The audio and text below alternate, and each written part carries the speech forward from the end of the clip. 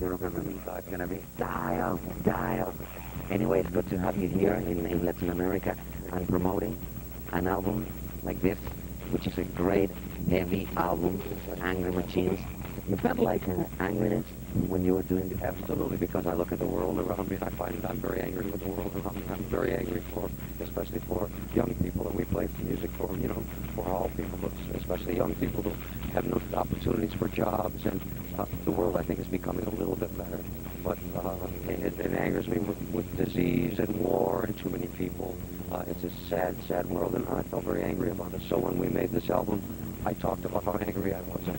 And that's why this album is called Angry Machines, because machines, like Dehumanizer when we did the Black Sabbath album, which was about machines taking over the world, this somewhat says the same thing, that machines become more important than the heart of people. And that bothered me very much. So this is a very hard and heavy album, and very angry because of the way I feel about the world.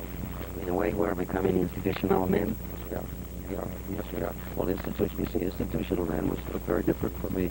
Institutional man is about people who are in prison, because I get many letters from people who have committed a crime, and very young people who are in prison, and they say, without the music that DIO makes, not DIO, that DIO makes, or that, you know, Bruce Dickinson makes, whom you've talked to before, or Scorpions, or Megadeth, or whomever, without that music, they would not be able to get by having to be in prison. So when they write to me, I realize that this is a part of our world that we don't think about. Unless we have maybe a relative, a brother who might be in prison, we forget that there are people who live in a different society inside of a prison. So I wanted to write this song for them, to let them know that I know that they're there, and that I care that they're there. Vamos a ir entonces al primer video, que es un clásico.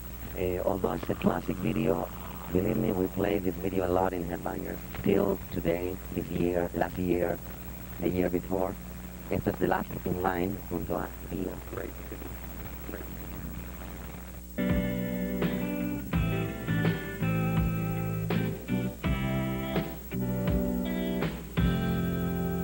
Women are so strong. They tell us what we should do. So that's sometimes it's the title for me first, but most of the time it's the music. They're usually starting with a guitar riff, and certainly the feel of the drums, because Vinny makes me come alive when I hear him play. Because Vinny is so strong and so musical. He's much more like John Bonham than any player that I know, because John Bonham played very musically. He thought in his mind with melodies when he played the drums, and that's the way Vinny feels. So for me, everything comes from the band, not from DIO, not from Ronnie DIO, but from the band. You were talking about beating a piece, or yes. beating a piece, beating a piece, and Jeff Mm-hmm. Pilson is playing the bass, That's right. ex-Dokken, and there's still Dokken? Still Dokken. They just finished touring, yeah. And how did you involvement with the band, with your band, Jeff Pilson? Well, Jeff is just probably one of the finest musicians I've ever known in my life. Great singer, great writer, brilliant bass player, just an total musician, great musician, and always been a good friend. That's first important, the most important thing. If you have people that you work with that you're not happy with, you make bad music. I've made bad music with people that we weren't happy with, but with Jeff, he's always only thinks about music. He's so driven by the music. Jeff is someone I will always want to work with, and I think Jeff will play and write with us on the next album that we do. The next album for us will be, well, actually the next album that we have released is in February, is a live album, the very first DIO live album, no other live album that we've ever done. But after that, we're going to do a concept album, the first DIO concept album, too. Probably be a double CD as well, like the live album is. It'll take us a year to do it, but I want it to be a masterpiece, because I have such great people to do it with. There's one band member left, the guitar player. Who's the guitar player? Tracy G.